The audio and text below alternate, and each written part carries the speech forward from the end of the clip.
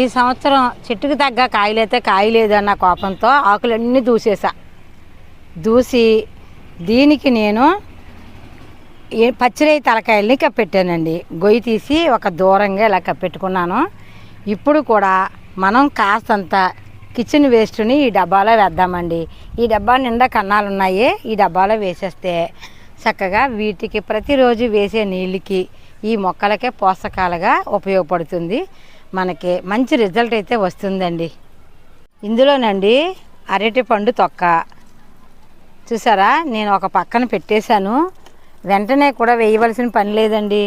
మనం ఇవన్నీ కూడా ఒక దుక్కుని పెట్టి 2 రోజులు పోయాక కూడా వేసుకోవచ్చు. మామిడి టెంక కూడా ఇందులోనే ఉందండి.